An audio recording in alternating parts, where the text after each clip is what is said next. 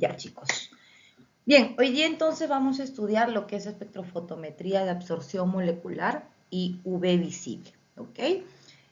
Cualquier duda que tengan, ya saben, chicos, es simplemente abrir sus micrófonos o escribir en el chat para yo poder responderles, ¿ya? No se queden callados, no se queden con dudas, atentos que yo puedo estar preguntando también en cualquier momento, ¿ya? A ver, miren, aquí tenemos una imagen sobre el espectrofotómetro, ¿no? Que es lo que ustedes ya han trabajado en el laboratorio.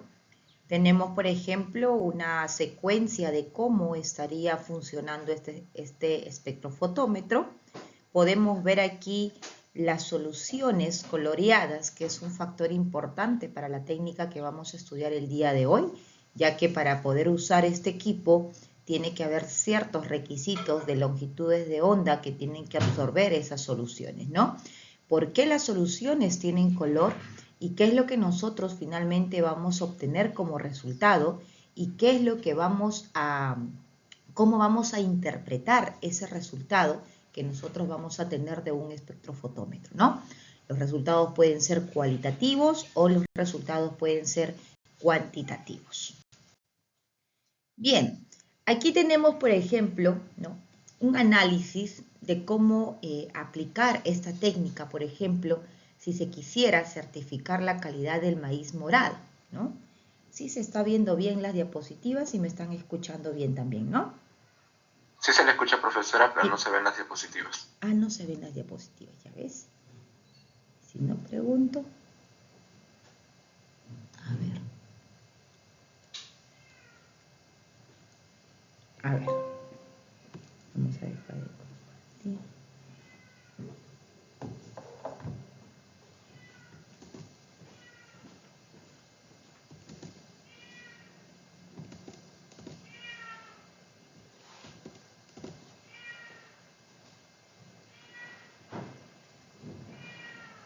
Ahora sí se ven las diapos.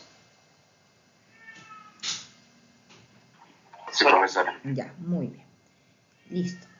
Entonces aquí, por ejemplo, nos dicen cómo certificamos la calidad del maíz morado, ¿no?, para poder exportar.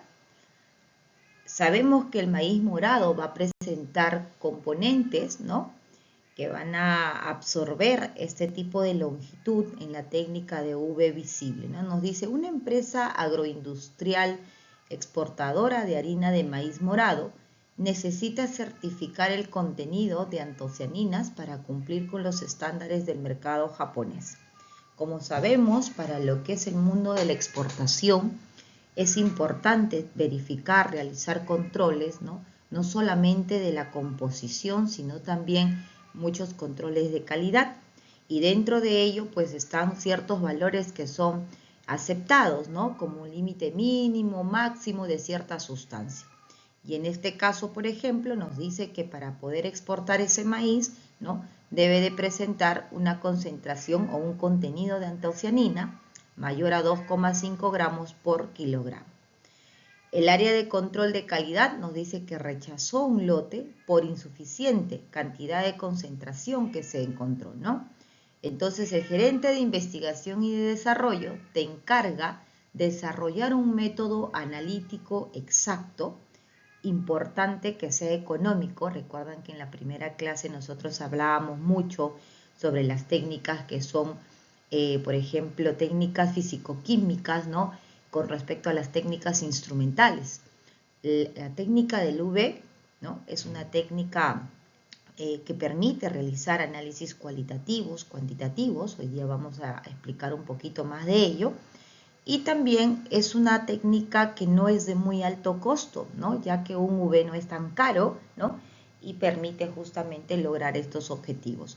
Y también pues no es difícil, ¿no? Es una técnica muy rápido que te toma pues unos minutos en poder identificar y poder cuantificar.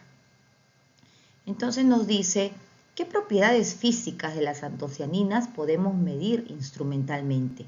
Vamos a ver que su estructura de las sustancias que van a ser medidas con este equipamiento va a ser muy importante.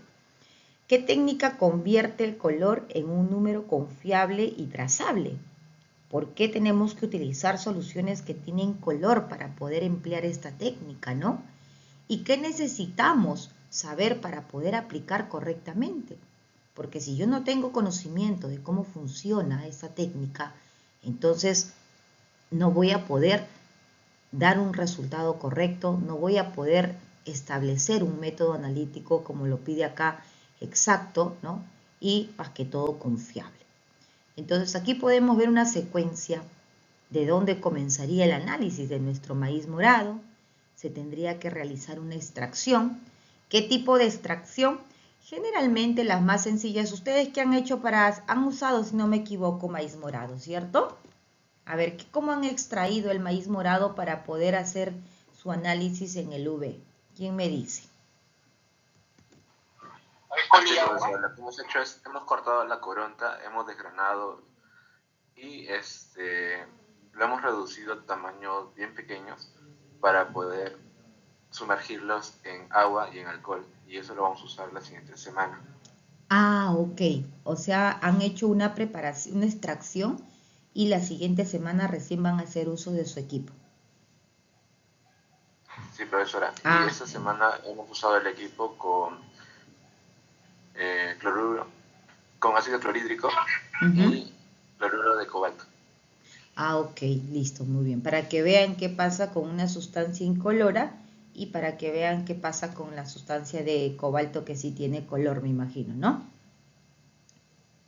Sí, profesora. Ok, perfecto. Entonces, como mencionas, ¿no? El tipo de extracción depende mucho de la muestra que ustedes están trabajando, ¿no? En el caso, por ejemplo, de su antocianina, han utilizado una sustancia que tenga característica polar para que pueda, pues, arrastrar esa sustancia y concentrarlo mediante un proceso de evaporación, ¿no? Una técnica sencilla en realidad, porque las antocianinas, pues vamos a ver que sí son solubles, ¿no? En cierta parte con compuestos polares.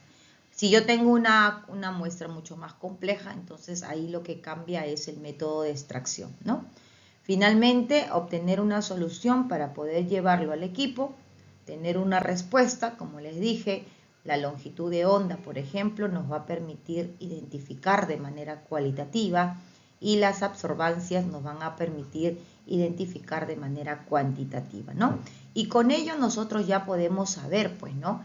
Exactamente si es que está por encima, si supera, no supera, y poder decir si es que ese maíz morado está listo para exportar o simplemente no pasaría, ¿no?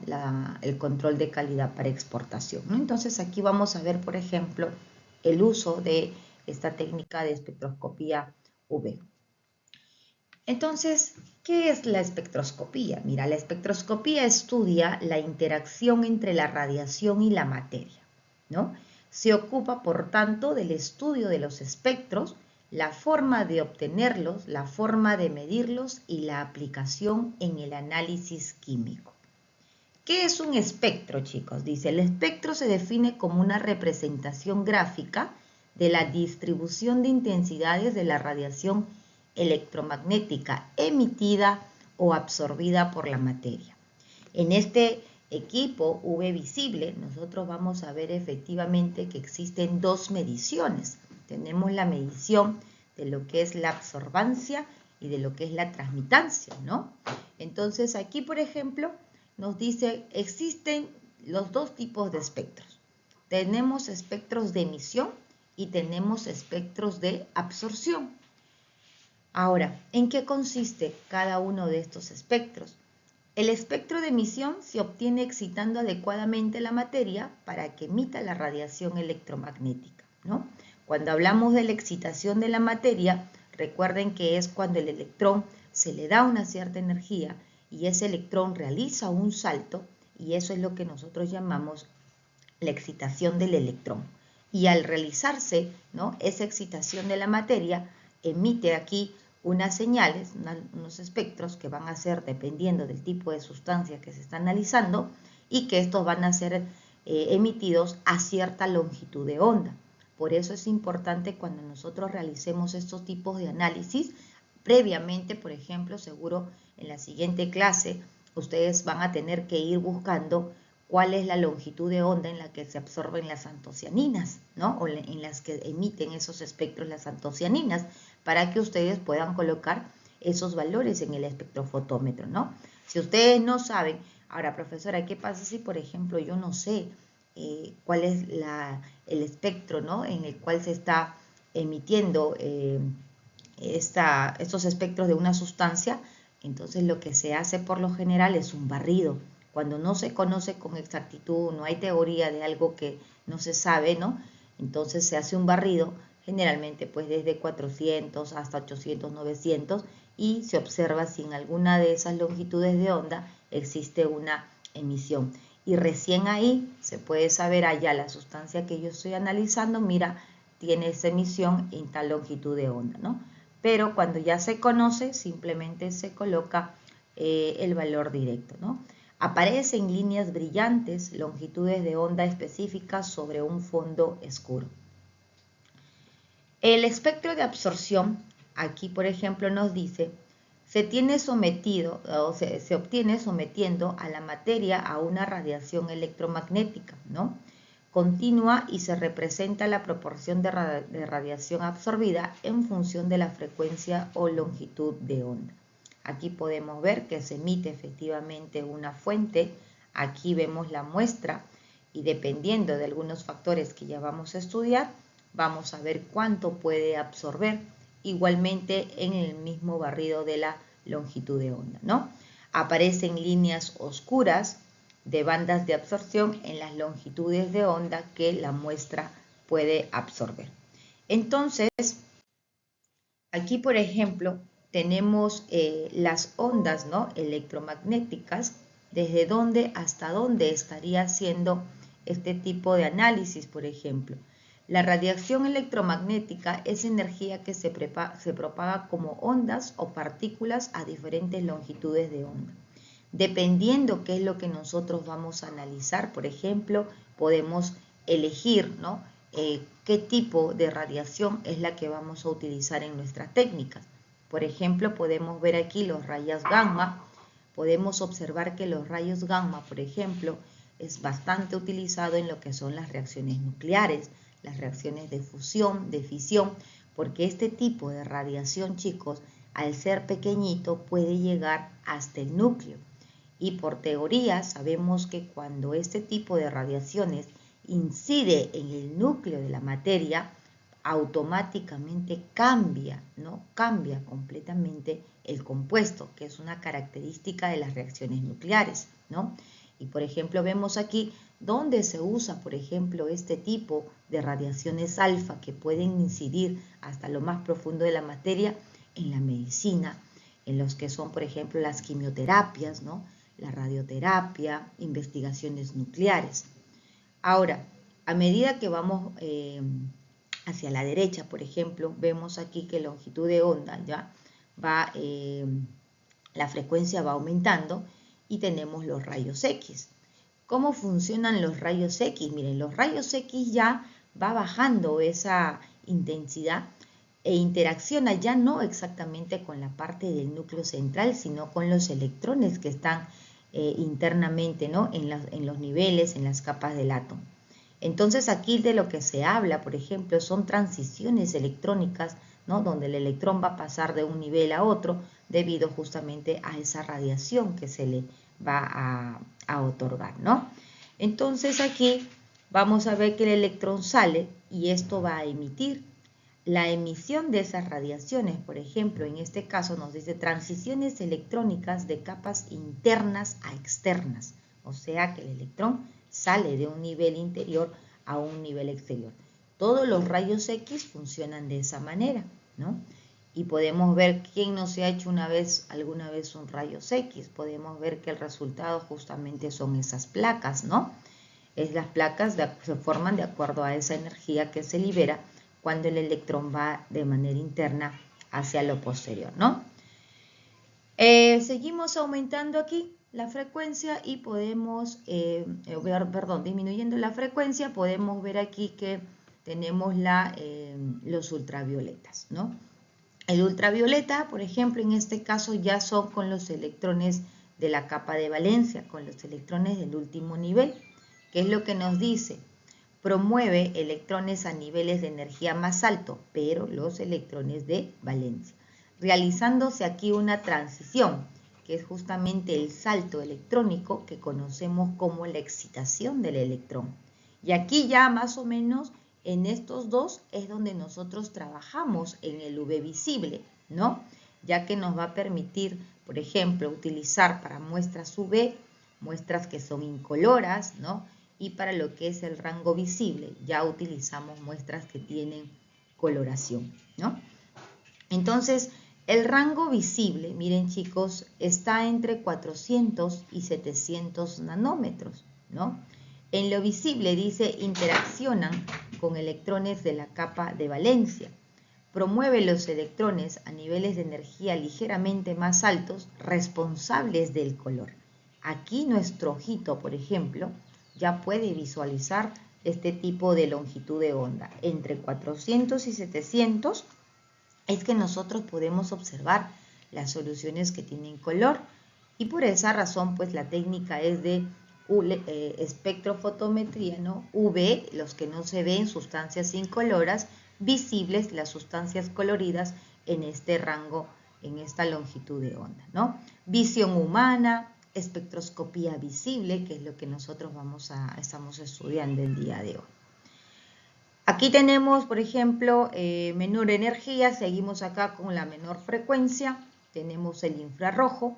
La técnica, por ejemplo, de infrarrojo, posiblemente ustedes lo han aprendido en química orgánica, ¿no? Ya que es una técnica que se basa en las vibraciones de los enlaces, ¿no? Aquí, como pueden ver, las fuerzas, podríamos decir que ya no van incidiendo con tanta energía, por lo mismo que estamos viendo que toda esta radiación electromagnética va disminuyendo la energía, ¿no? Miren, entonces tenemos infrarrojo, menos energía, esa energía entonces solo permite una vibración en las estructuras. Entonces, cuando las moléculas, por ejemplo, acá comienzan a vibrar, ya estos emiten, ¿no? unos resultados que nos permite, unos espectros que nos permite a nosotros identificar, por ejemplo, mira, esto es la vibración del carbonilo, mira, esta es la vibración del enlace o la energía que está emitiendo la vibración del OH, ¿no? Y nosotros podemos ver por ello los espectros de IR para identificar los tipos de enlaces presentes en una estructura. El microondas, por ejemplo, ¿no? En algún tiempo hubo un debate sobre el uso de microondas que alteraba las comidas y que generaba otro tipo de sustancias. Miren las microondas en donde están, prácticamente son las de menor energía y de acuerdo al análisis que estamos viendo, ¿no? Y de lo que yo les estoy comentando, por ejemplo, de que se cree, inclusive hasta ahora, ¿no? Muchos no usan microondas porque con la idea, ¿no? de que se están formando nuevas sustancias químicas. Yo les pregunto, ¿eso será correcto?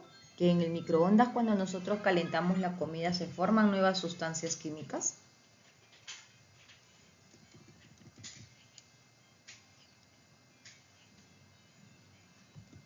Para que se puedan formar nuevas sustancias químicas, ¿qué tiene que ocurrir, chicos?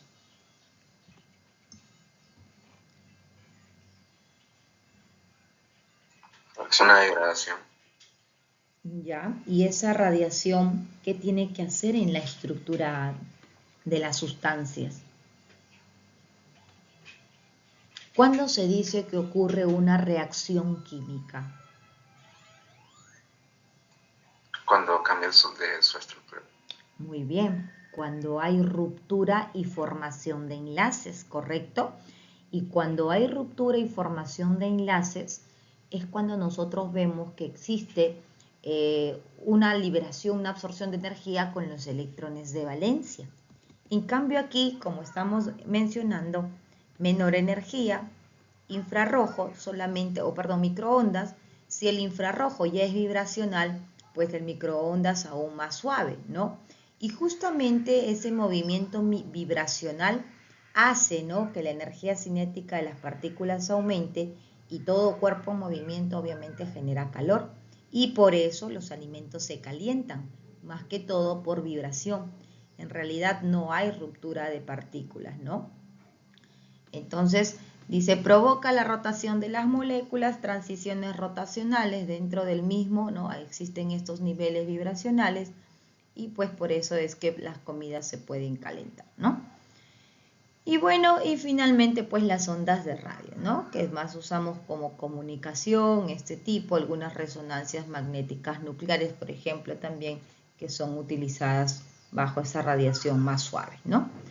Entonces, chicos, nosotros nos vamos a concentrar aquí en la ultravioleta y sobre todo en la luz visible.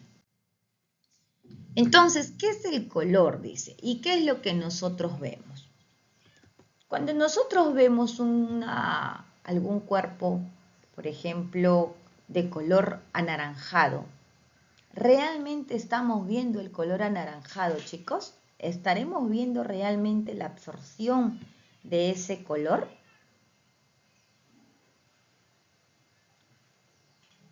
¿Alguna vez ustedes han escuchado que los colores son todo, el color que tú ves es el color que no es?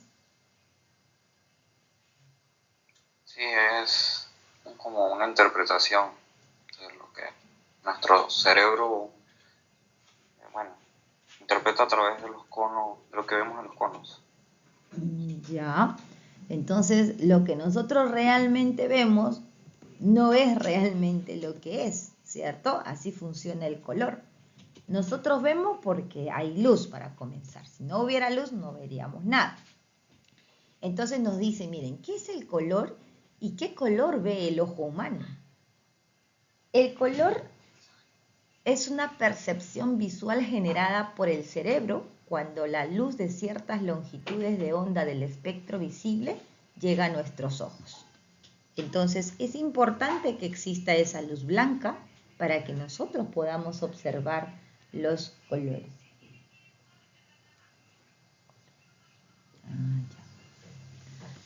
Entonces vemos acá nos dice, cuando la luz blanca ilumina un objeto pueden ocurrir tres cosas. Ese objeto absorbe los colores del sol, por ejemplo, ¿no?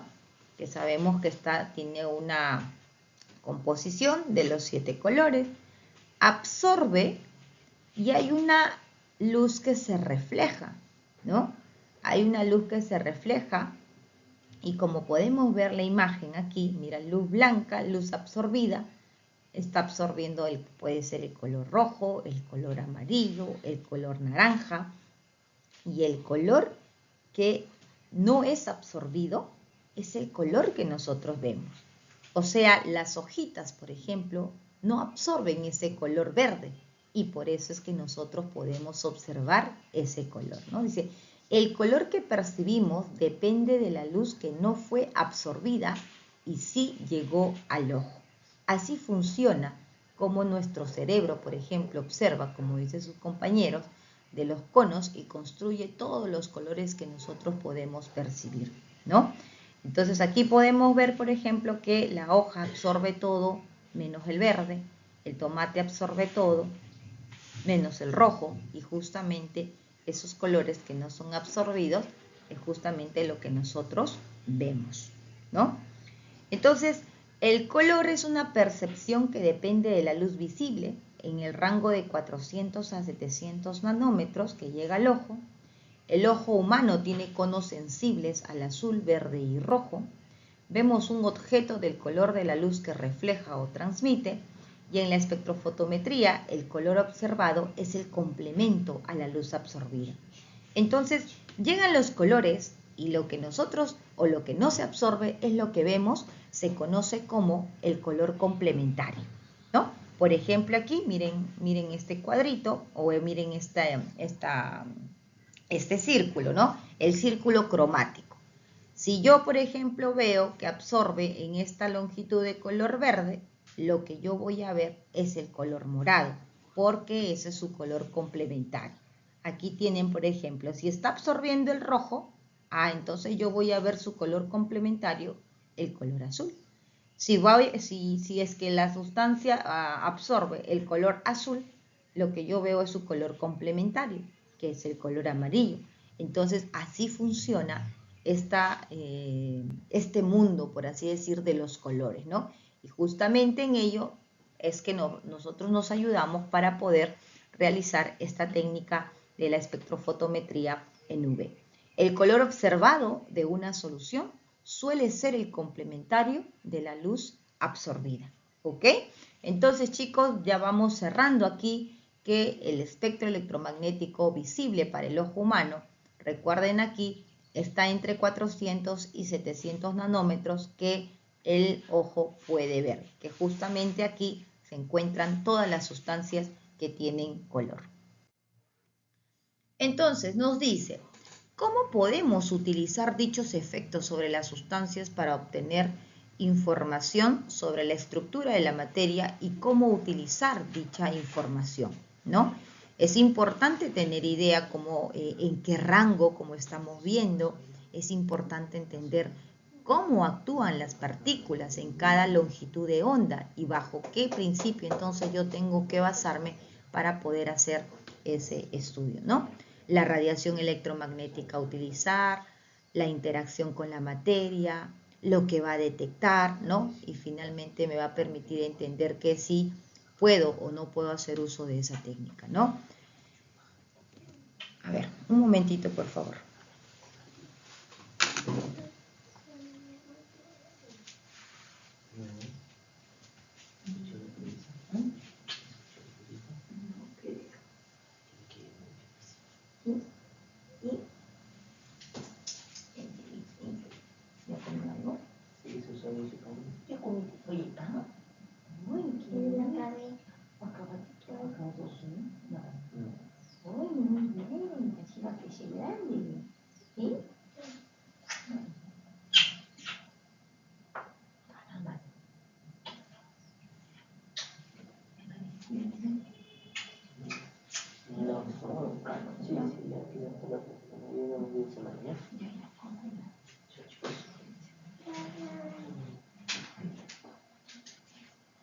Sí o sí vas a terminar hoy día. Ya, pues, ahí termina, pues de repente cualquier cosa, avanzo hoy día también al máximo y ya me libero mañana de repente, pero igual te aviso, pues.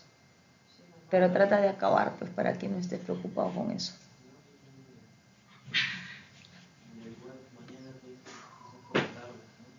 Sí, pues, más que todo a final de la tarde, así tranquilo, ¿ya? Listo. ¿La cremita vas a llevarte? La cremita. Ya, está bien. Gracias. Cuídate, cariño. ¿Qué técnica utilizar o en qué orden? Dice, si son varias para lograr la completa determinación estructural de una sustancia. Dependerá en gran medida de los objetos perseguidos, ¿no? Entonces nos dice, no existe un único método para todas las sustancias, efectivamente. Tenemos que ver la naturaleza de la sustancia, cuál es la matriz, cuál es la técnica que mejor se adecua para nosotros poder tener un mejor resultado, ¿no? Entonces, de una manera general nos dice, podemos ver, por ejemplo, analizar la fórmula molecular de la sustancia, ver qué tipos de grupos funcionales presenta dicha sustancia y poder elegir el método correspondiente de acuerdo, ¿no?, a los principios que nosotros vamos a aprender el día de hoy. Por ejemplo, ya estamos viendo cuándo yo puedo hacer la técnica de un UV visible, ¿no? ¿Cuándo puedo utilizar la técnica de IR, por ejemplo, que ustedes lo han visto más que todo en el curso de química orgánica?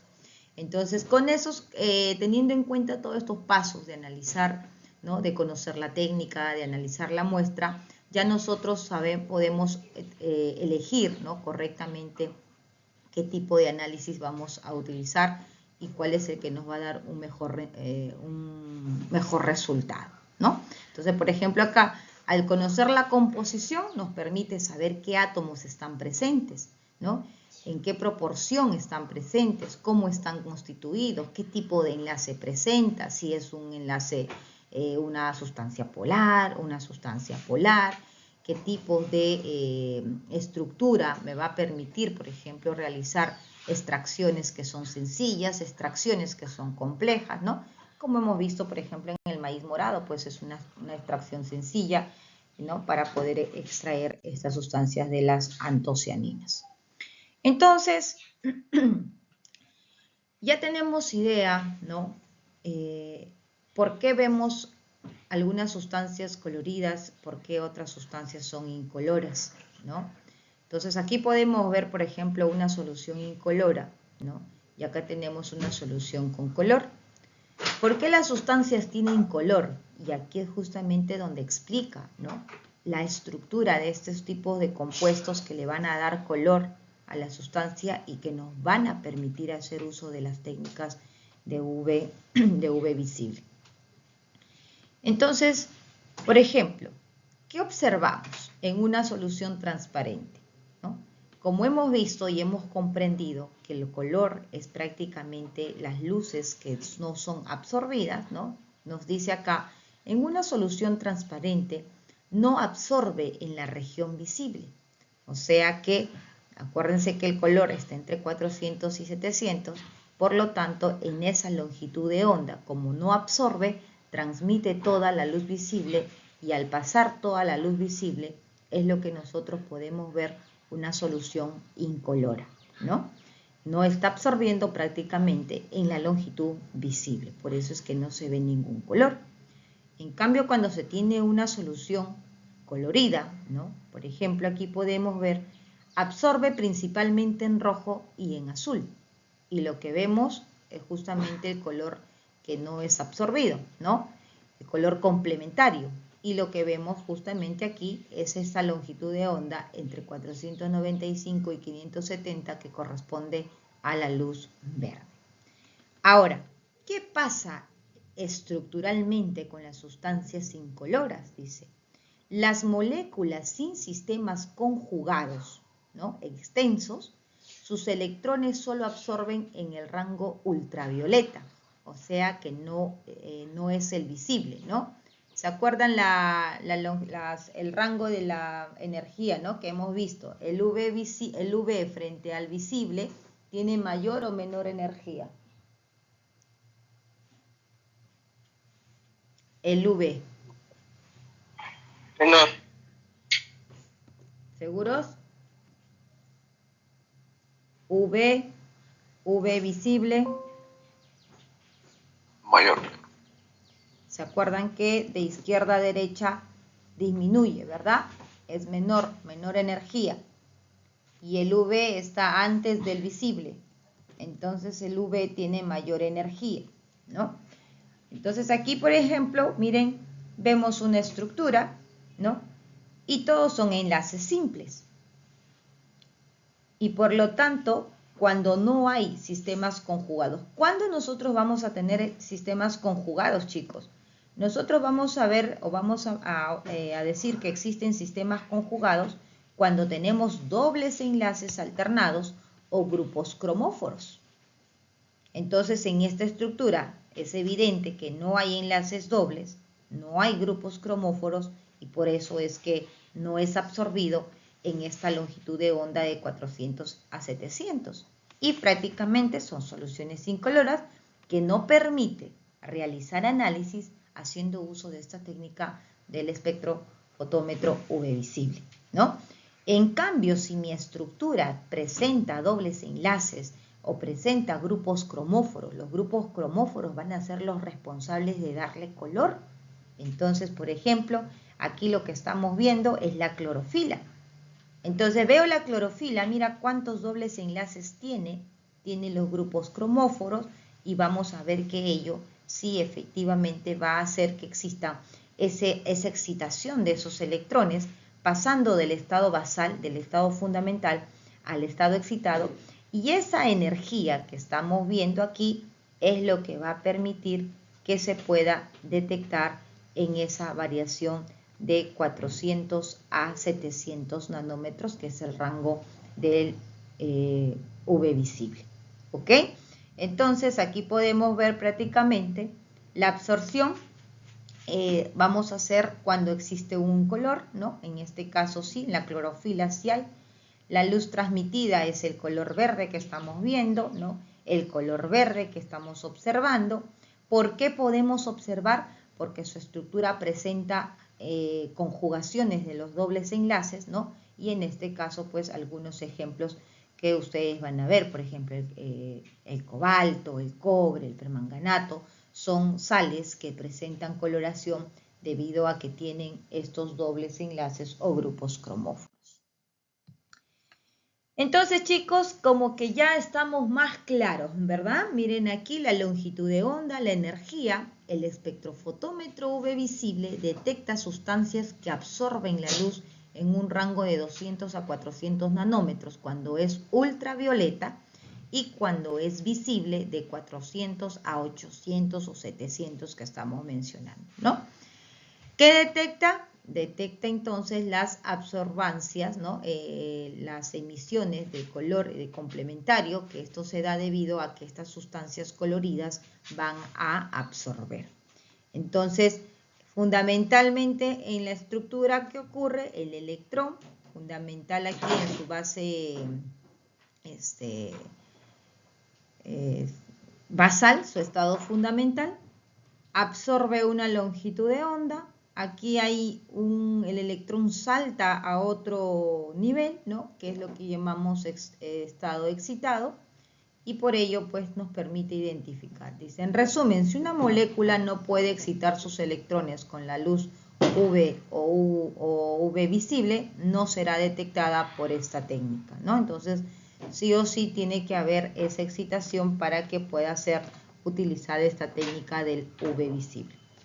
Entonces, por ejemplo, los carotenos presentes en la naranja, el licopeno presente en el tomate, la clorofila que tiene el color verde, tienen estas estructuras, por ejemplo, ¿no?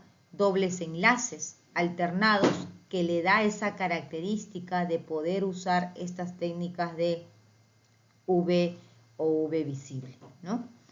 ¿Qué tipo de sustancias absorben entonces el UV visible? Los grupos cromóforos.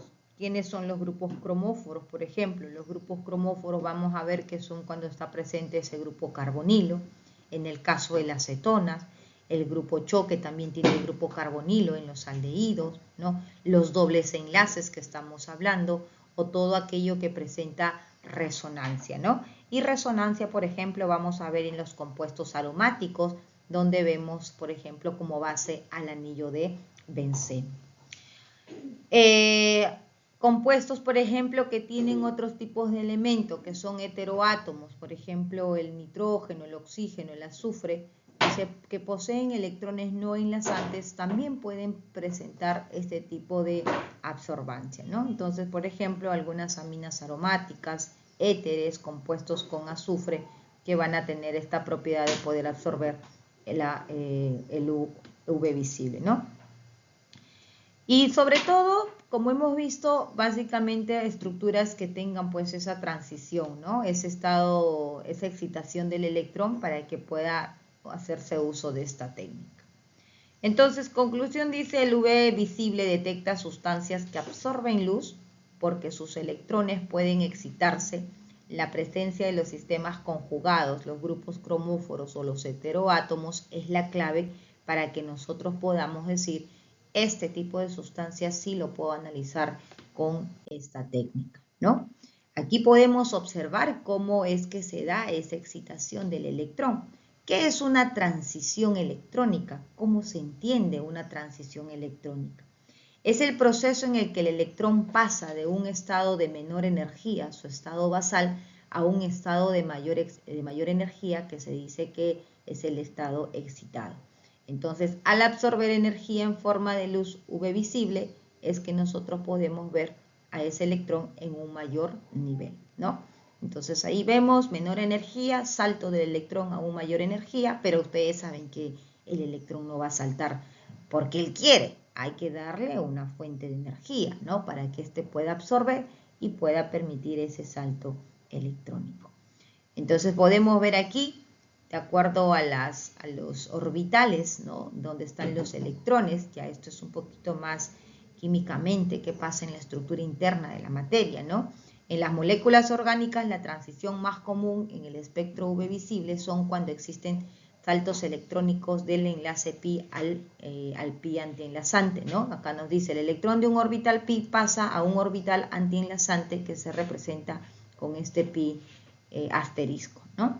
Electrón de un orbital no enlazante pasa a un orbital antienlazante. Entonces, siempre que existe un salto, una transición electrónica, pues vamos a ver que generalmente se da de un orbital pi pasa a un orbital pi antienlazante, o en algunos casos pues de los orbitales n, ¿no? Esto tal vez, no sé si ustedes hayan llevado a profundidad la química donde han visto la teoría de Thom. ¿Han visto la teoría de Thom ustedes? ¿Han hablado de pi enlazante, orbital pi?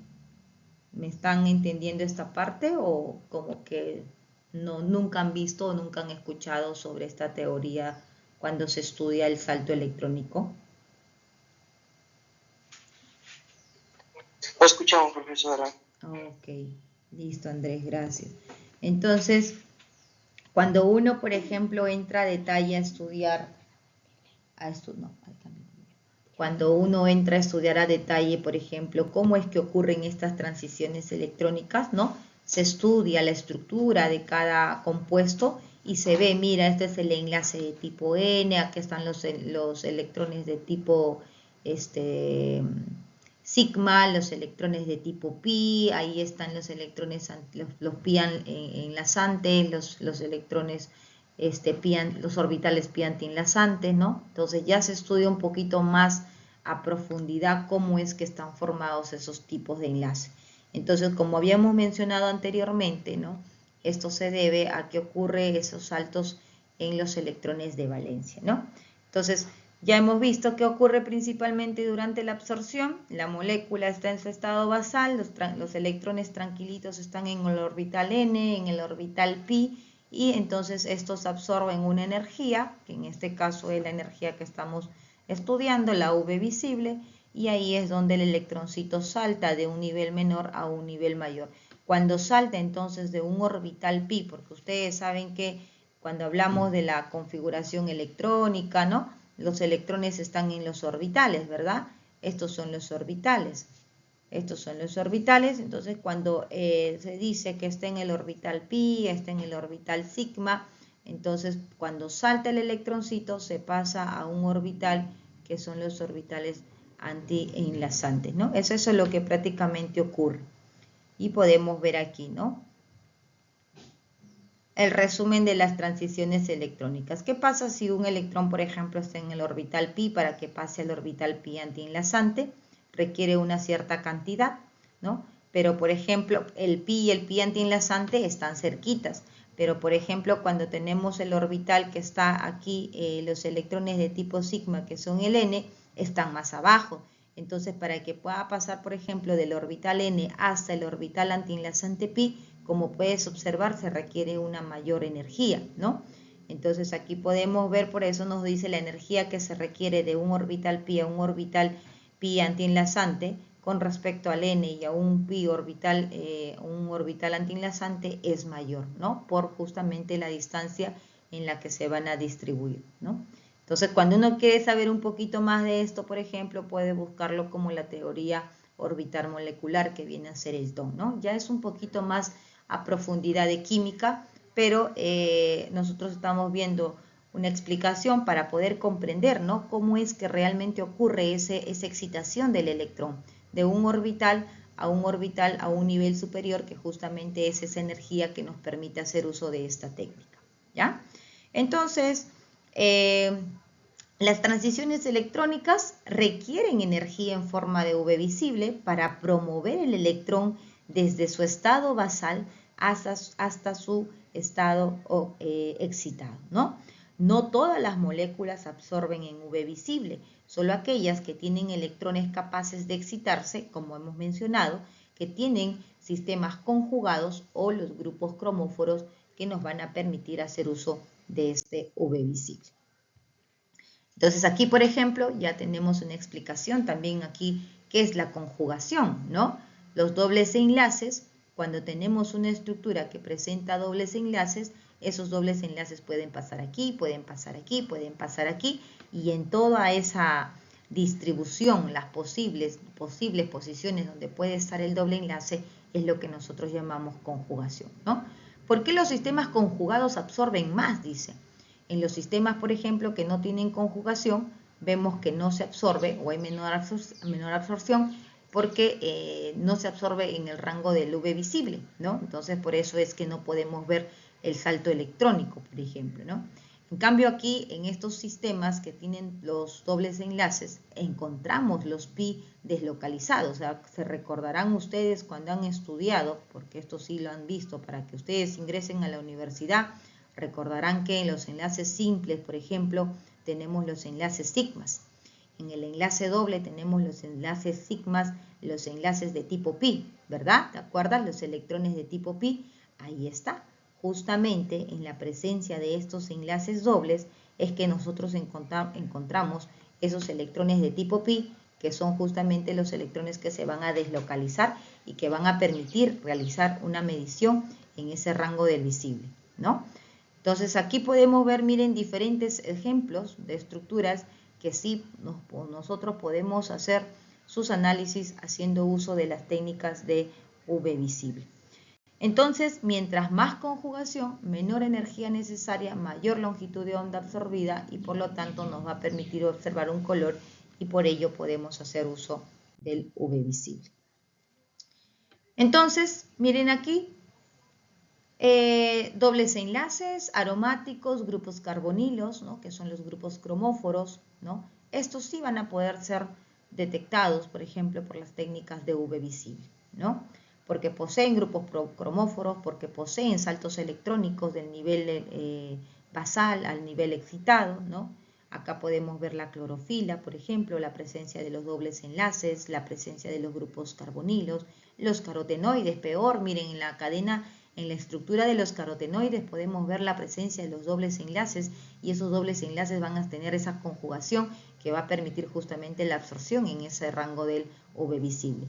Las antocianinas, peor aquí, miren, tenemos acá estos grupos, dobles enlaces, los colorantes, miren, por esa razón es que cuando ustedes estudian, por ejemplo, los colorantes, tienen estos dobles enlaces y les permite hacer principalmente el uso de esta técnica para poder identificar ya sea de manera quali o ya sea de manera cuantitativa, ¿no? Entonces, muy importante en alimentos porque permite determinar, por ejemplo, determinan el color, la calidad nutricional, ¿no? La frescura de un alimento.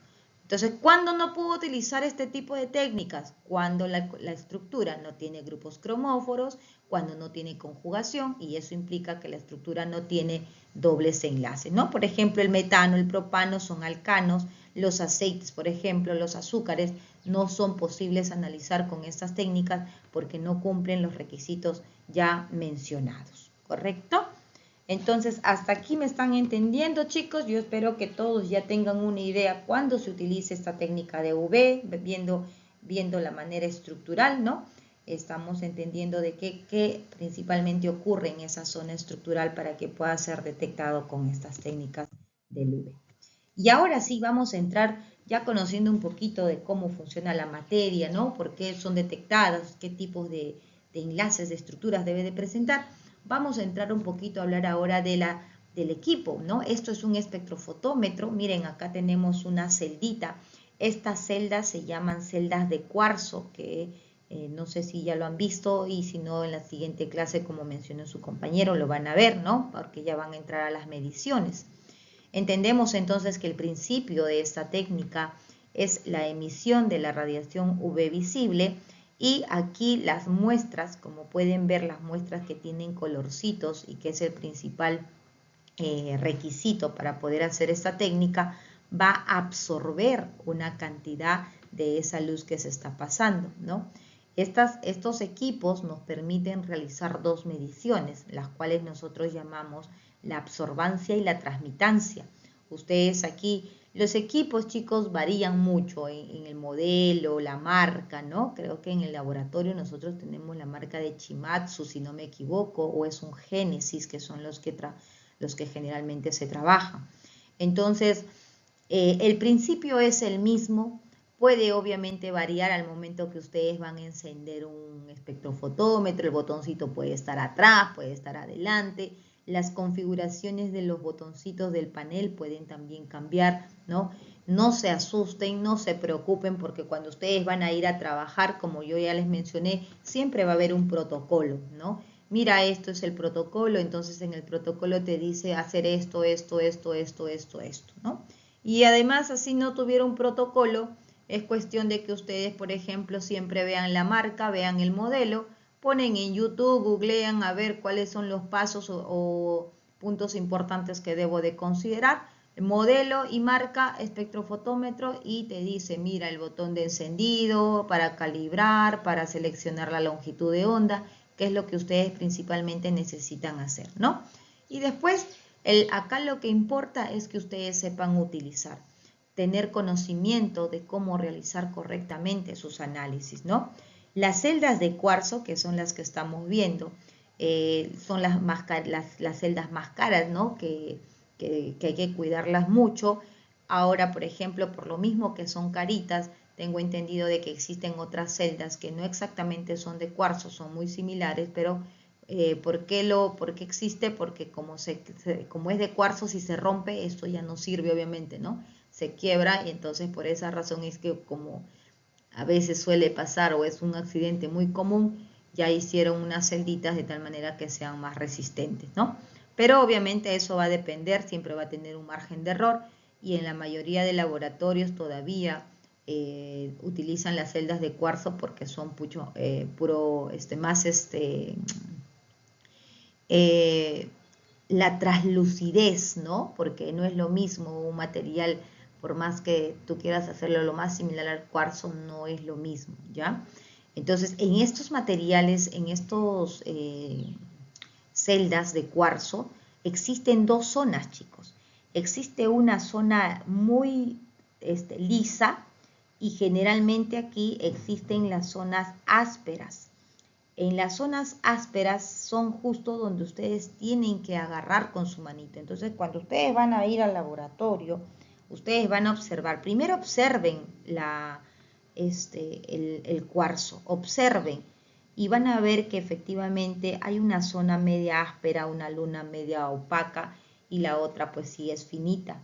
Entonces, por donde tú tienes que agarrar el cuarzo con tus dos deditos, porque no es que tú agarras con toda tu mano como si vas a agarrar una taza, un lapicero, no. Los cuarzos, estas celditas se agarran con dos deditos nada más, ¿no? Entonces tienes que agarrar solamente por las zonas, ¿no? Si es este lado, entonces posiblemente sea con este, y con esos dos deditos, con tu pulgar y tu índice, agarras cuidadosamente esa celda, ¿no? Entonces, no agarrar nunca de la zona, como les digo, limpia, porque ahí, esa zona limpia es por donde va a incidir las emisiones, la luz de aquí, para que pueda pasar. Entonces, si nosotros agarramos por la zona finita, estamos opacando, nuestra grasa está quedando. ¿Y qué va a pasar? Entonces no va a permitir que el paso se dé correctamente, porque esa absorbancia que realizan los colores tiene que ser de acuerdo a la concentración de la solución colorida que nosotros tenemos acá. Entonces hay que tener mucho cuidado por eso. Siempre agarramos estos lados, y con papel tisú, un papel especial para la limpieza de sus cuarcitos, se limpia para poder eliminar toda grasita o suciedad que puede estar al momento de sacar esa celda del equipo, ¿no? Con mucho cuidado. Acá tiene un soporte, como pueden ver, que entra ese cuarzo, se cierra y comienza la lectura, ¿no? Entonces, esto es el equipo, dice, es una técnica analítica que utiliza la luz ultravioleta y visible para determinar la concentración de las sustancias en una muestra. Entonces aquí, como habíamos mencionado, las formas que nosotros vamos a tener las mediciones en el equipo. Ustedes en el botoncito van a tener, ¿quieres los resultados en absorbancia o quieres los resultados en transmitancia? Absorbancia, como lo dice el nombre, dice, es la fracción de la luz que la muestra absorbe. Se relaciona con la concentración de la sustancia. A ver, yo les pregunto a ustedes, mientras más colorida la muestra, ¿La absorbancia será mayor o será menor? A ver, análisis nada más.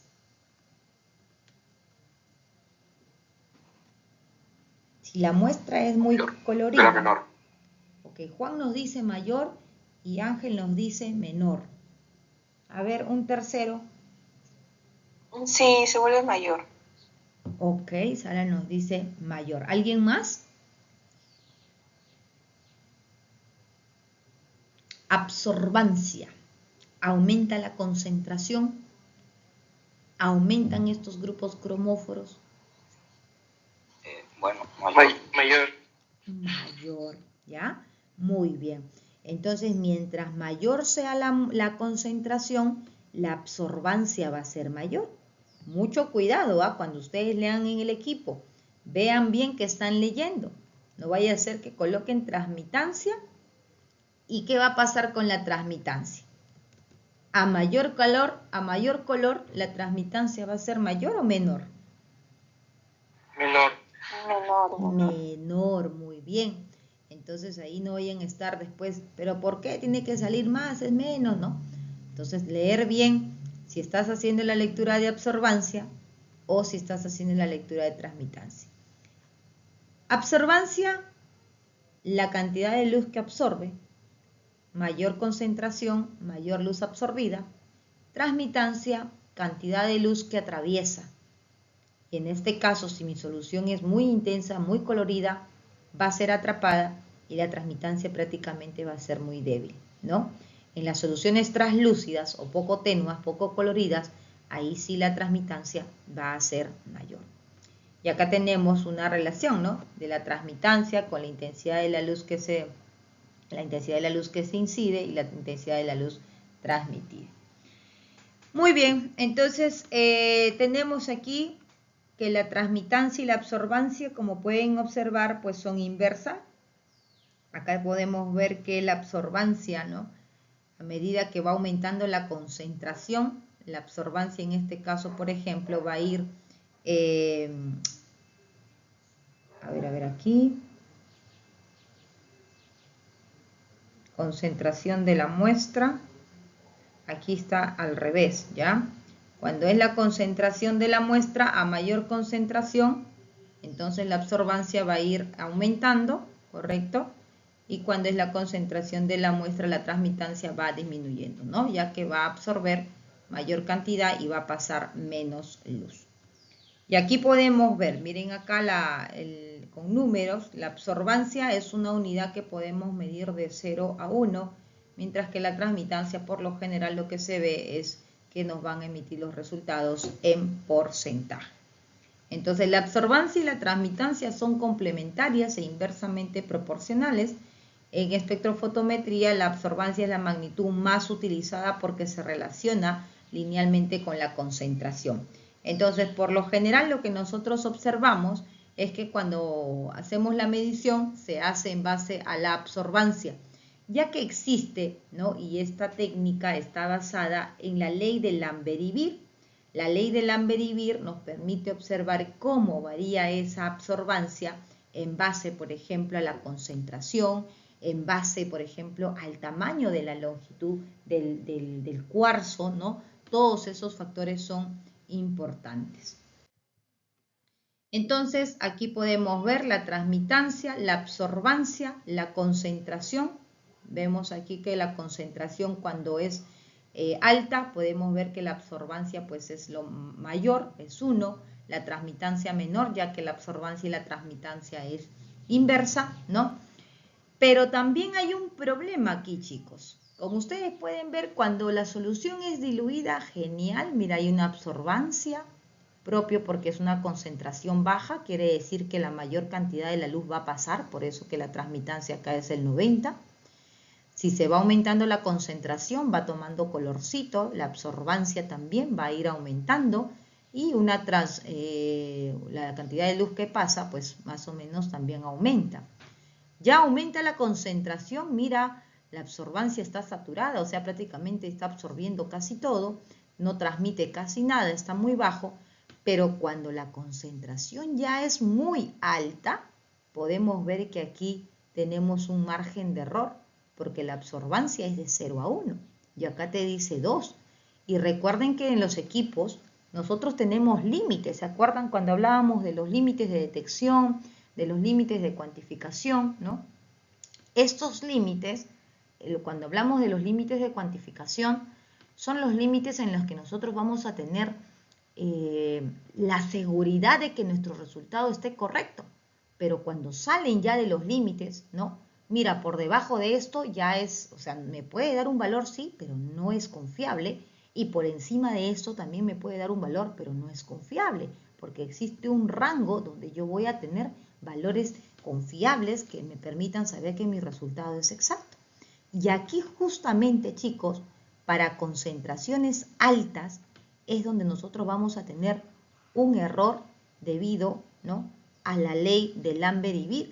¿Qué es lo que nos dice la ley de Lambert y Beer? La limitación de las leyes de Lambert y Beer es que justamente cuando se tiene concentraciones altas, estas técnicas se desvían de la linealidad.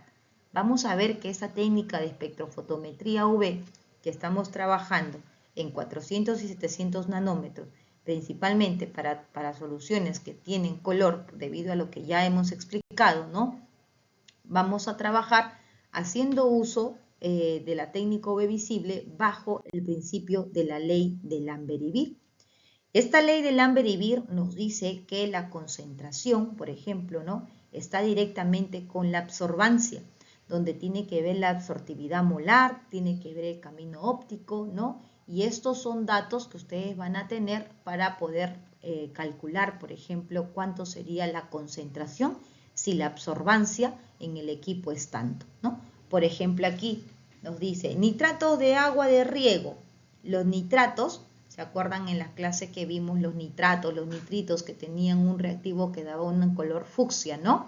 Entonces nos permitía justamente por poder formar soluciones coloridas, hacer uso de esta técnica, identificar qué concentración, qué absorbancia presentaban y a partir de esa absorbancia, pues determinar esa concentración.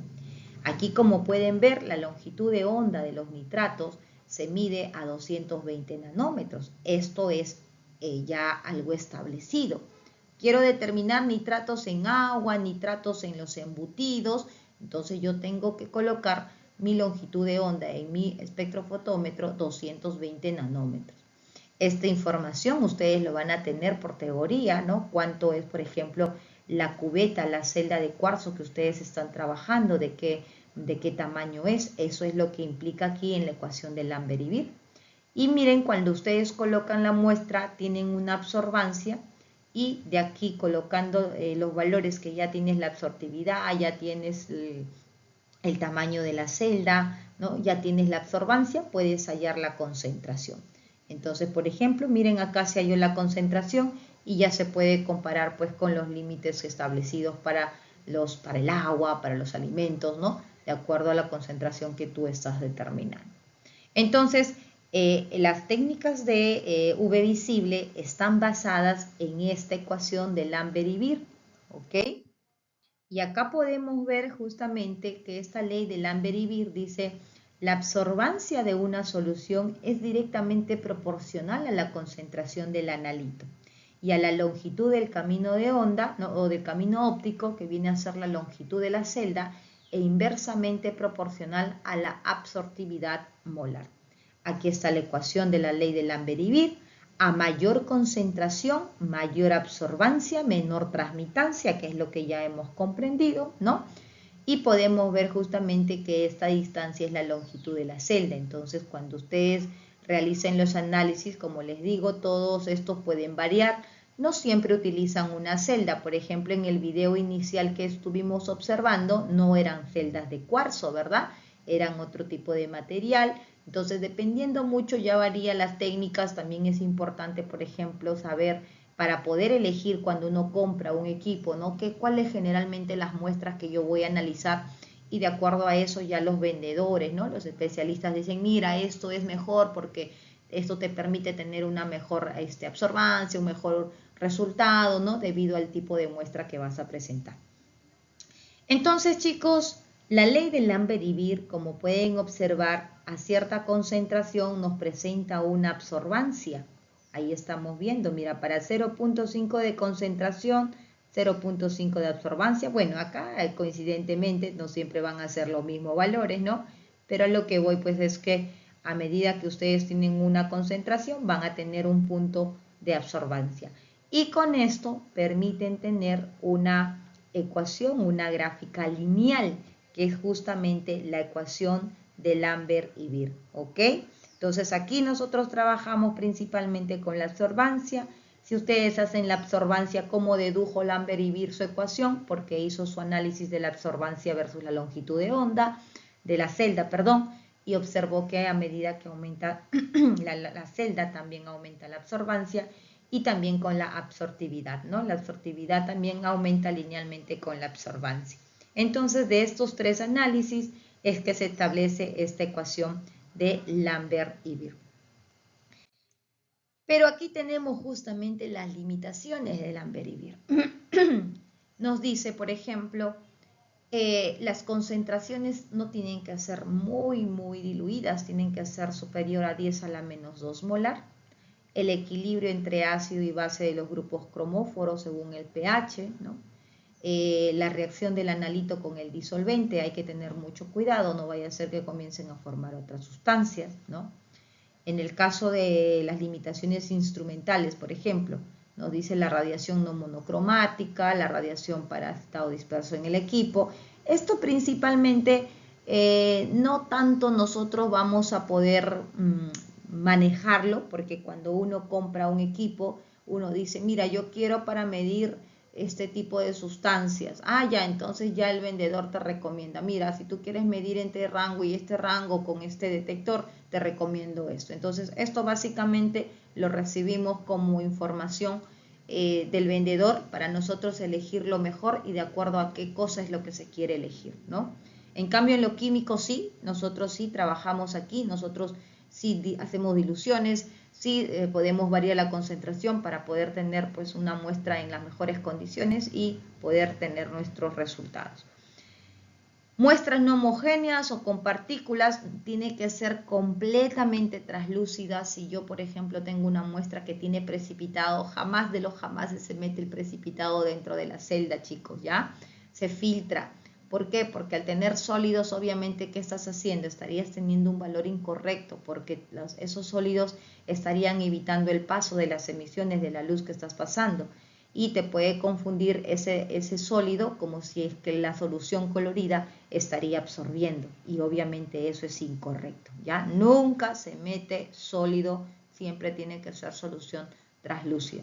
Puede ser colorida, pero translúcida. Y se dice translúcida cuando no tiene ningún sólido, sino ya es una solución con opacidad, ¿no? Que es opaca debido a ese precipitado que va a presentar. Y bueno, y otra de las principales limitaciones del Lambert y Beer es que cuando se trabaja con concentraciones elevadas, la linearidad se pierde. ¿Se recuerdan en la gráfica anterior que iba aumentando, ¿cierto? A cierta concentración nos va a indicar una cierta absorbancia, pero cuando ya la concentración es muy elevada, esto pierde la linearidad. Y en ese momento, a partir, por ejemplo, de aquí, ya es evidente que estos datos no son confiables, ¿no? Está perdiendo la linearidad, que es lo que estudia de Lambert, la ecuación de Lambert y Beer. Entonces, la limitación de Lambert y Beer es que hay que tener mucho cuidado para las concentraciones. Concentraciones altas, ya hay que tener cuidado. Y aquí podemos ver, ¿no? Principalmente la secuencia de todos estos, de este análisis, ¿no? Nos dice, mire, seleccionamos el analito, ya tenemos criterio por qué, tenemos que saber cuál es el analito, por qué es importante la estructura.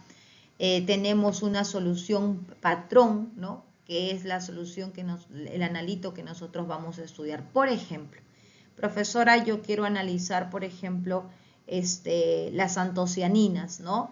Muy bien, entonces en los laboratorios ya venden soluciones madres de antocianinas con concentraciones ya conocidas que les va a permitir a ustedes preparar soluciones conocidas mediante una dilución.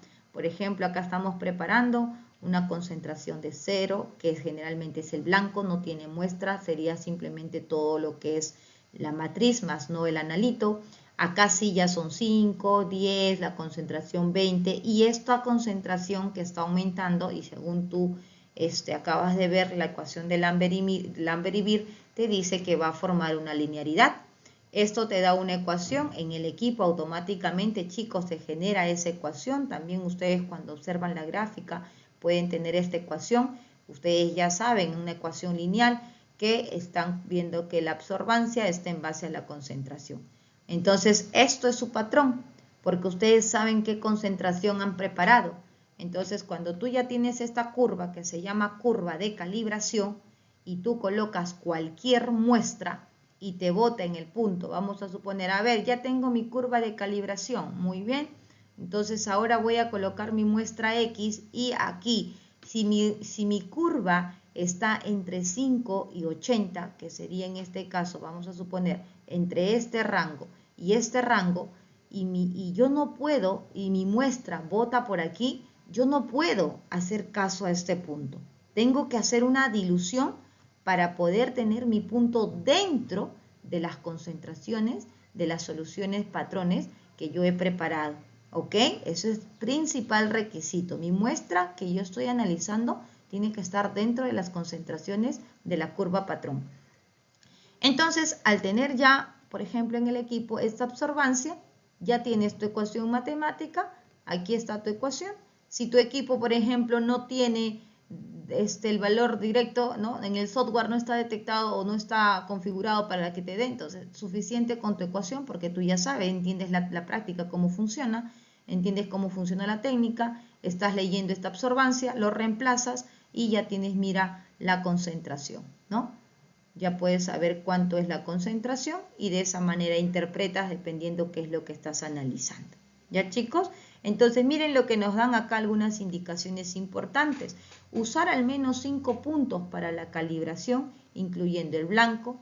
Mientras más puntos, obviamente tú vas a tener una recta con mayor linearidad. Cuando se dice que la recta puede ser aceptable o que la curva puede ser aceptable, cuando el R cuadrado es lo más próximo a 1, ¿verdad? Esto lo sabemos por matemática. Verificar que la linearidad es mayor a 0.99. Preparar estándares frescos, sobre todo cuando se trabaja con compuestos de antocianinas, compuestos que tienen grupos que se pueden oxidar rápidamente. Siempre es mejor preparar al instante, siempre viendo la estabilidad de las sustancias, ¿no? Y pues generalmente realizar por triplicados, ¿no?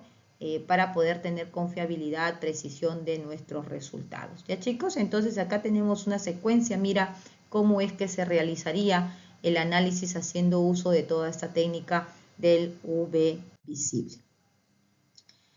O algunos ejemplos, por ejemplo aquí tenemos el aceite de palma que te dice cuánto es la absorbancia. Mira, el aceite de palma se mide a una longitud de 450 donde encontramos los betacarotenos. Tenemos aquí los valores de la absortividad, ¿no?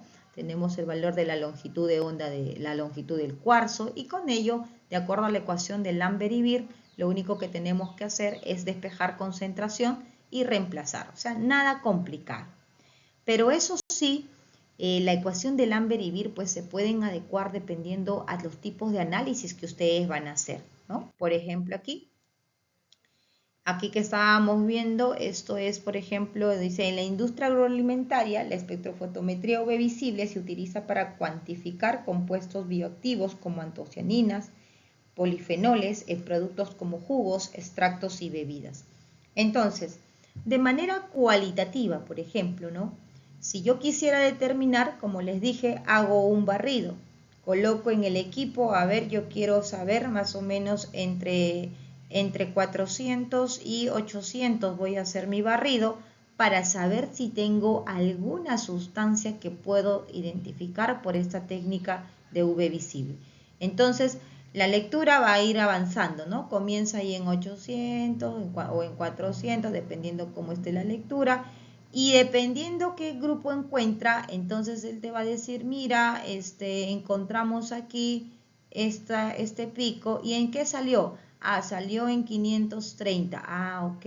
Aquí también encontramos otro pico. ¿Y en qué salió? Salió en 650. Entonces ya después tú tienes que ir a la teoría a buscar qué grupos, qué sustancias absorben en esta longitud de onda, y con eso tú ya puedes más o menos saber, intuir qué tipo de sustancia tienes cuando desconoces, ¿no? Cuando desconoces qué cosas hay en tu muestra.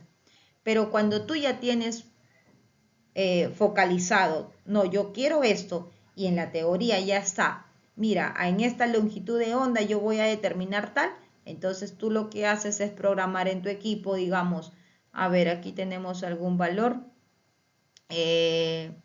absorbancia, no, acá no tenemos ningún valor, ya, me invento cualquiera, en 530, entonces yo sé que en 530 yo voy a identificar la sustancia X. Entonces yo lo único que hago en este caso ya es programar mi equipo a 530 nanómetros, y en esos 530 nanómetros lo que tengo que hacer es mi curva de calibración, ¿no? En esos 30 a leer las absorbancias versus las diferentes concentraciones. Mi primer punto, mi segundo punto, mi tercer punto, cuarto, quinto punto, y ya tengo mi ecuación lineal de acuerdo a las concentraciones preparadas, y ya puedo saber entonces mi muestra X, porque yo quiero saber la concentración, me va a decir cuánto es la absorbancia y ya puedo saber cuánto es la concentración. Entonces esto es de manera cualitativa, ¿correcto? Porque no lo sé, hago un barrido, aquí se hace un barrido, y esto es de manera cuantitativa, porque acá sí ya estoy cuantificando, relacionando, según el principio de Lambert-Ibir, la concentración con la absorbancia. ¿Ok, chicos? Entonces aquí podemos ver cómo se mide, por ejemplo, en un jugo. Ahí podemos ver los valores de absorbancia, que es lo que nosotros estaríamos determinando, la absortividad, la longitud de la celda, y simplemente reemplazamos, mira, en nuestra ecuación de Lambert-Ibir para hallar la concentración. Hallamos la concentración, para eso tú vas a saber cuál es el rango permitido, ¿no? De acuerdo a las organizaciones establecidas, el FAO, la OMS, dependiendo que estés analizando. Entonces te dice, mira, el límite inferior es 0.002 y el límite superior es 0.01. ¿Cuánto es tu rango? 0.05. Está dentro del rango permitido, entonces está aceptable esta cantidad de sustancia en ese jugo, ¿no? Y aquí entonces es lo que estamos haciendo, aplicar todo ello con respecto a la ecuación de Lambert-Ibir. ¿Hasta aquí me están entendiendo, chicos? ¿Está todo claro hasta aquí? Sí, profesora. Ok, ya. Sí, profesora. Muy bien. Ajá. Ya, perfecto, Jordan, gracias. Bien, y finalmente entonces ahora veamos las partes del equipo, ¿no? Ya hemos aprendido a cómo ver la sustancia, ya hemos entendido cómo funciona, bajo qué principio de la ley de Lambert-Ibir, limitaciones de la ley de Lambert-Ibir, y ahora vamos a ver rápidamente lo que es, cómo está conformado este equipo, ¿no? Mira, este equipo sencillito, pequeño, práctico, ¿no? Presenta una fuente de luz donde va a dar justamente esa luz de emisión para que pueda ocurrir nuestro análisis. Acá tenemos la cubeta de celda, la celda de cuarzo, ¿no? Contiene la muestra, la luz monocromática pasa a través de la muestra, puede ser vidrio o puede ser de cuarzo el material. Ya sabemos que hay una zona rugosa, una zona lisa, siempre agarramos por la zona rugosa. Se incide la emisión, la muestra absorbe, pasa a una emisión, y ahí es donde encontramos el monocromador, que nos dice, en este caso, selecciona la longitud de onda, que nosotros vamos a hacer la lectura. Es importante porque si nosotros no colocamos la longitud de onda correcta, entonces no va a detectar la sustancia que queremos identificar. El monocromador selecciona entonces aquí, vamos a marcar qué longitud de onda queremos que ésta pueda absorber. Una vez que absorbe, emite, existe un detector, ¿no? Convierte la luz transmitida en una señal eléctrica, ¿no? Aquí, por ejemplo, quienes elaboran o quienes estudian todo esto, los ingenieros electrónicos, pues son los responsables de pasar, ¿no? De una luz a una señal, que es la que nosotros finalmente vemos como numeración. Existen diferentes tipos de detectores, como les dije, aquí ya viene la chamba del del señor que nos vende los equipos. Mira, yo tengo este detector de diodo, de fotodiodo, que sirve para esto, y lo único que ustedes le tienen que dar la información correcta es qué cosa van a analizar, cuál es su objetivo. Ah, ya yo quiero analizar esto, ya él te va a decir, para esto tienes que comprar con un detector tal, ¿no? Entonces, esto principalmente son los componentes de nuestro espectrofotómetro, ¿no? Fuente de luz, monocromador, que se selecciona justamente la longitud de onda para que pueda leer, la cubeta, la celda de cuarzo de vidrio, el detector, y lo que finalmente nosotros necesitamos es esta medición, ¿no? Ese valor de la absorbancia. Existen diferentes tipos de espectrofotómetro. Por ejemplo, me parece que el que tenemos en laboratorio es de A simple, ¿no? Que creo que es el de Génesis, no me equivoco. O tenemos este o puede ser este de acá. ¿En qué se diferencia? El espectrofotómetro de A simple, pues, como vemos en la secuencia, fueron los primeros que salieron. ¿Por qué? Porque eran sencillos, se tenía un solo espacio para una celda, ¿ok? Entonces se emitía, por ejemplo, la luz, se colocaba primero el blanco, donde la muestra para poder saber cuánto está absorbiendo el blanco, se retira, cada vez que se saca, cada vez que se pone el cuarcito, se enjuaga, se bota, se limpia con papel tisú. Cada vez que haces eso se repite el mismo procedimiento. Entonces, al tener solo una celdita, ¿no? Que es justamente el espectrofotómetro de A simple, se hace intercalado, como dice acá, de manera alternada. Se coloca el blanco, se anota el valor, se retira, se coloca la muestra, se anota, se retira, se enjuaga, se lava, se coloca otra vez el blanco, se anota, se retira, se enjuaga y así va. Blanco muestra, blanco muestra, blanco muestra, blanco muestra, de uno en uno para ver si es que efectivamente en algún momento no se distorsiona el valor, ¿no? Y el blanco es nuestra referencia. Un poquito más trabajoso, sí, ¿no? Obviamente más económico, también es sencillo, no es complicado, pero menos preciso porque te estás dependiendo por cada que sacas, metes, hay un error porque estás agarrando la celdita, estás limpiando, de repente por ahí se quedó el papel tisú ahí un poquito, ¿no? No va a ser que digamos muy abismal la diferencia, pero siempre ese cambio pues va a hacer una diferencia. Por esa razón se mejoró y se hizo un espectrofotómetro de doble haz. El espectrofotómetro de doble haz, como pueden ver aquí, miren, la misma secuencia, solo que ya tiene para colocar dos cubetas. Uno que se fija la cubeta en blanco, ya no se mueve, y lo único que se saca, se pone, se saca, se pone, es la cubeta de adelante, donde está la muestra. Entonces se coloca el de atrás y automáticamente el sistema ya te va detectando la resta con el blanco, ¿no? Acá tú lo anotabas, blanco, muestra, blanco, muestra, blanco, muestra. Tienes que después restar al blanco para saber el valor correcto de la absorbancia de tu muestra. Pero acá no, acá ya directo. Entonces tú pones tu blanco y tu muestra. Muestra 1, absorbancia, ya lo está restando porque ya el blanco está acá fijado, ¿no? Y así es como funciona y como puedes ver esto tiene pues dos detectores.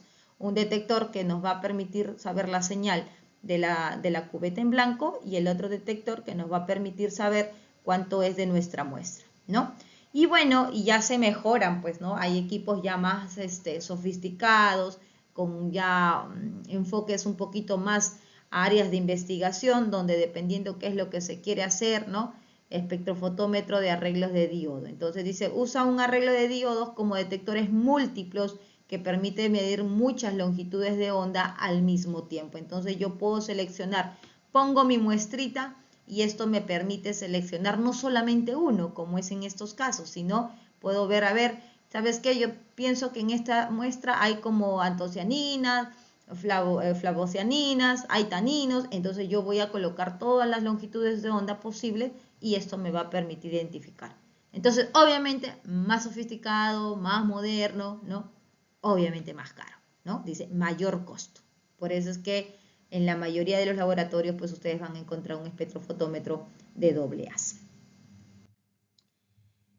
Entonces, chicos, así estaría funcionando este espectrofotómetro. Emisión de luz, pasa la luz por el monocromador, selecciona la longitud de onda que va a irradiar sobre la muestra absorbe, pasa, ¿no? Y detecta aquí, es detectado, ¿no? Y emitido por una señal que en este caso es la absorbancia, o como les dije, ustedes dependiendo qué quieren ver, seleccionarán transmitancia para poder hacer estudio de dicha muestra, ¿no? Entonces, ¿qué se mide? Dice, se mide la absorbancia que está relacionada a la cantidad de luz absorbida por la muestra mediante la ley de Lambert y Beer. Las aplicaciones ya explicamos, ¿no? Puede ser de manera quali por un barrido o de manera quanti con la gráfica, con nuestra curva. Cuantificación de compuestos, cinéticas, análisis de pureza y calidad, control de procesos en industrias de alimentos, farmacéutico, ambiental, etc. Aquí podemos ver algunas aplicaciones agroindustriales, determinación de la clorofila, permite cuantificar el contenido de la clorofila en hojas y productos vegetales, ¿no? Aquí miren la longitud de onda de la clorofila, 645 y 663. Si en algún momento ustedes van a hacer un estudio, estos datos son importantes, ¿no? El control de la calidad en bebidas permite analizar componentes que afectan el color, el sabor, la estabilidad y el valor nutricional, ¿no? ¿Qué se puede medir? Por ejemplo, acá podemos ver los colorantes, azúcares reductores, ¿no? Que van a presentar cierta coloración, porque ustedes saben que tiene que tener como requisito el color, los polifenoles, que siempre vamos a ver que tienen esos dobles enlaces que va a tener resonancia, ¿no? Detección, por ejemplo, de algunos contaminantes, los nitratos, que si bien es cierto, ustedes saben que los nitratos, los nitritos pueden servir como conservantes, por ejemplo, en los embutidos, pero una alta concentración de cualquier sustancia pasa a ser un contaminante, ¿no? Residuos de plaguicidas, por ejemplo, en los alimentos, también pueden ser analizados por este tipo, ¿ya? Entonces, ventajas en la agroindustria, miren, análisis rápidos y precisos, bajo consumo de muestra y de reactivos, métodos no destructivos, ¿no? Como han visto, generalmente son extracciones sencillas, versatilidad de una amplia gama de productos que pueden ser analizados y sobre todo que permita pues garantizar el cumplimiento de las normas de calidad e INOI. Aquí algunos ejemplos, por ejemplo, de la clorofila, ¿no? En la espinaca, en el brócoli, bajo ciertas normas que nos permiten. Todo, como pueden ustedes ver aquí, esto está normalizado. No es que, ya yo quiero detectar el caroteno a mi estilo. No. Si es que tú estás generando un método, si es que tú estás haciendo una investigación de optimizar un método, por ejemplo, existe ya un protocolo para todo este procedimiento, pero tú dices, ¿sabes qué? Pero esto es muy caro, pero esto de acá puede mejorarse con esto, o yo creo que acá puedo mejorar la temperatura, o puedo mejorar este solvente que es más contaminante, puedo hacer con esto y tengo un resultado igual, menos contaminación, o tengo un resultado mejor. Entonces, cuando tú vas a definir o vas a hacer un método, eso se llama validación.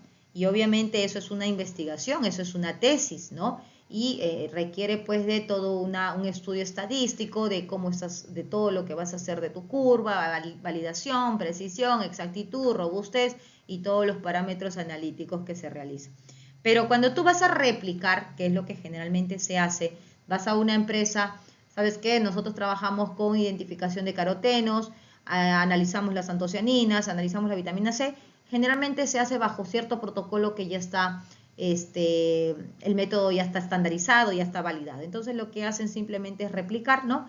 Y para ello ya tienen un manual, como se dice. Bajo cierta norma, como pueden ver, ahí están para determinar las antocianinas, para determinar vitamina C, las longitudes de onda, mira, para cada sustancia son diferentes en las que ustedes pueden analizar. Aquí por ejemplo, otros productos, ¿no? En la industria láctea, por ejemplo, igual las proteínas, la vitamina B2, los nitratos en queso, mira, 220 nanómetros, ¿no? Que se usa en este caso como conservante los nitratos, la mioglobina, ¿no? Para las industrias cárnicas, los nitritos también, que estuvimos viendo un video en la clase sobre ello, ¿no? Entonces, chicos, ven que importante es conocer de acuerdo al producto que se está, o del analito que se está queriendo analizar, ¿no? Es saber la longitud de onda, ¿ya? Entonces aquí igual, no todas, como hemos dicho, no todos los productos se hacen de la misma forma con el mismo reactivo, ¿no? Depende mucho, ¿no? En el caso, por ejemplo, de las antocianinas, lo utilizan el reactivo, análisis a diferente pH, porque a diferente pH ya se puede ver que existe un cambio, ¿no? Por ejemplo, si quiero analizar los nitritos se utilizan a esta longitud de onda, pero con el reactivo de gris, ¿se acuerdan que usaron el reactivo y volvía un poquito rosadito, ¿no? ¿No recuerdan ahí en los videos? Si no, también pueden buscar. Entonces, dependiendo qué analizo, ahí tengo que ver cuál es el método del reactivo que voy a determinar. Está claro que todos estos, al usar ya sea cambiar el pH, ya sea el solvente, ya sea la forma de extracción o un reactivo, todos estos nos tienen que dar un color para poder ser detectados en el rango de UV visible, ¿no? Ahí está, por ejemplo, estos productos, estos analitos que son analizados, estudiados en este sector y bajo ciertas normas que nos van a permitir realizar pues un correcto estudio. Muy bien, entonces chicos, por ejemplo, acá nos dicen, ¿no? Exportadora del néctar del Camu Camu, Ucayali, Perú. El jefe de control de calidad detecta que el lote LB 2024-047 presenta un color pálido inusual. Ver el color de un producto que sabemos que tiene que ser un color de este tipo para salir al mercado y verlo raro, levanta sospecha. Sospecha que la concentración de antocianinas es insuficiente y el mercado europeo exige que para que pueda salir sea mayor a 80 miligramos. Entonces, mira, el método que están utilizando es un método de pH diferencial, como les dije. Depende del método que ustedes van a elegir, ¿no? Ahí les puse en el cuadrito anterior los métodos que existen. Bueno, algunos, ¿no? No es que existan todos y que sean los únicos, pero son los que más se utilizan. La muestra, el blanco, siempre no te olvides el blanco porque es tu referencial. Por teoría siempre tiene que salir de cero la absorbancia porque supuestamente no hay nada, ¿no? Pero a veces pues sale en el tercer dígito, ya si te sale en el segundo, en el primero, eso está contaminado, así que de preferencia vuelve a hacer todo tu proceso. Y acá tenemos las muestras, miren la concentración en dilución de 1 a 10, de 1 a 20, de 1 a 50, los patrones, cuánto está para esta concentración, cuánto está más o menos en cada pH, cuánto está dando la absorbancia. Entonces esta técnica de pH diferencial nos permite tener, miren, la variación de absorbancia, ¿no? Y para determinar justamente la concentración, acuérdense con la ecuación de Lambert y Beer, aquí se trabaja en este método de pH diferencial, se trabaja con esa variación, teniendo en cuenta toda esta información, por ejemplo, el factor de dilución, la longitud de onda, el tamaño de la cubeta, ¿no? La absortividad, ¿no? Y en este caso ya para hacer, dependiendo las unidades en que quieres dar tu respuesta, concentración en mol o concentración en gramos, pues esto ya se saca de manera teórica el peso molecular de las antocianinas a estudiar, ¿no? Y entonces, chicos, eso es todo. Con eso nosotros podemos, calcular aquí la variación de lo que ya teníamos, la variación de la absorbancia y aplicar nuestra fórmula según la ley de Lambert y Beer, que en este caso sí estaría afectando, ¿no?, el factor de dilución, que es un factor importante, porque acuérdense que la limitación de Lambert y Beer nos dice que para concentraciones altas la curva se desvía, ¿no? Hallamos la concentración. Una vez hallada la concentración, verificas que está dentro de la curva lineal, como ya hemos dicho, tiene que estar dentro de mis puntos, ¿no?, de la curva patrón, y simplemente comparo con los límites establecidos y puedo decir si es o no es aceptable, ¿no? Miren aquí, lo mínimo que se requiere, ¿no?, para poder salir el lote es esto. El lote anterior, como vemos, está por encima de lo mínimo, pero el lote que se está analizando actualmente está por debajo. Entonces, ¿está claro lo que va a pasar o no entendemos? A ver, ¿qué decimos entonces? ¿Pasa o no pasa ese lote? No pasa, ¿no? No pasa, porque todo se rige en base a los límites que son establecidos, ¿ya? Esto les dejo para que ustedes también lo analicen, ¿ya? Les dejo como una tarea. No tienen que presentar nada, es solamente para que ustedes puedan analizar. Cualquier duda que tengan me pueden consultar la siguiente clase. Bien, Y finalmente los errores que vamos a encontrar, así que presten mucha atención. Cada vez que ustedes van a enjuagar su cubetita, la cubeta de cuarzo, agua limpia, pañuelo óptico, como les dije, puede ser el papel tisú, ¿ok? Así que seguro la profesora ya les ha pedido o de repente les está facilitando llevar siempre su papelito tisú para poder limpiar. Cada vez que saco la cubeta, enjuago limpio siempre con mi papel tisú para poder evitar que exista grasa o cualquier otro valor que pueda interferir en los resultados, ¿no? Que no haya burbujas porque ese vacío también puede generar un error, ¿ok? La longitud de onda siempre verificar que sea correctamente, dice siempre escanear el espectro primero para encontrar el máximo de longitud de onda. Esto es de manera quali, cuando ustedes van a leer, por ejemplo, la antocianina, entonces van a hacer un barrido, está en 500 y tantos creo, ¿no? Van a hacer un barrido de 400 a 600 y en el pico más alto es el pico donde ustedes van a colocar para poder medir sus resultados, ¿no? El blanco, usar el mismo disolvente, claro, tiene que hacer todo lo que ustedes han hecho para garantizar que durante todo el procedimiento, si tu blanco está a 0, todo tu muestra te garantiza que no se ha contaminado. Pero si todo tu blanco ha seguido el procedimiento y te botó un resultado que ya tú da que dudar, entonces tienes que saber que todo tu muestra también ha sido o va a tener ese valor alto de contaminación, ¿no?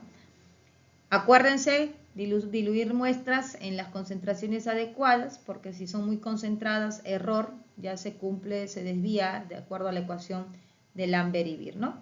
Y bueno, las temperaturas que generalmente pues las trabajamos a temperatura ambiental.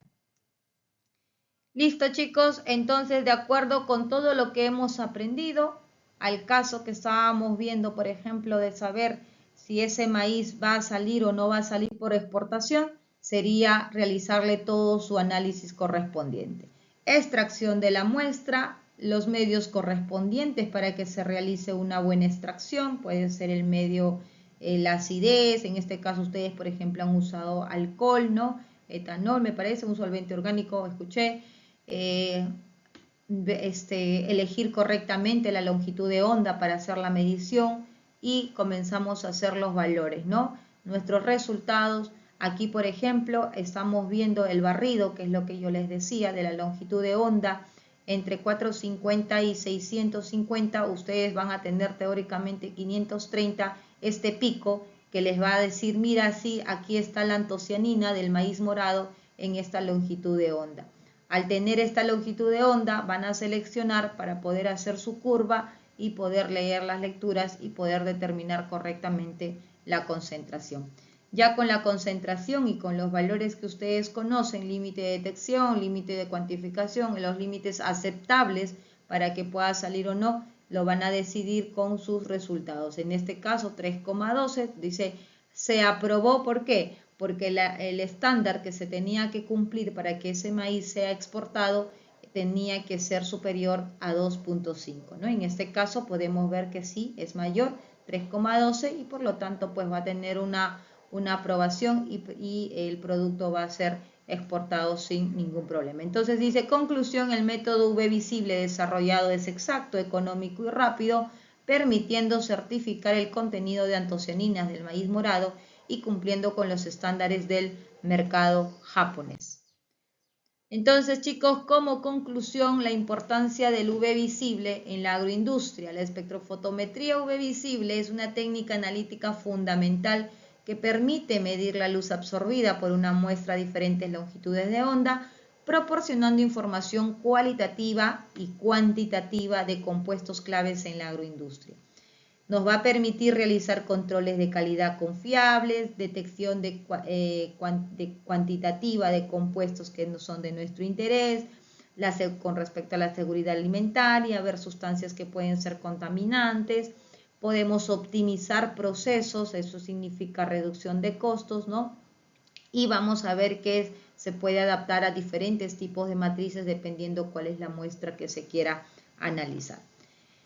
Ventajas claves, dice bajo consumo de reactivo, alta precisión, sensibilidad y reproducibilidad, método no destructivo, ¿no? Y permite, y sí está, pues los métodos están validados para poder realizar a muchos productos con respecto a la calidad y la inocuidad de acuerdo a las normativas. Entonces, conclusión, la espectrofotometría UV visible, ¿no?, es el ojo científico que garantiza la calidad en cada etapa de las cadenas agroindustriales. Aporta información confiable para producir alimentos y bebidas más seguros, nutritivos y competitivos, fortaleciendo la sostenibilidad y la confianza del consumidor. ¿Ok? Listo, chicos, yo creo que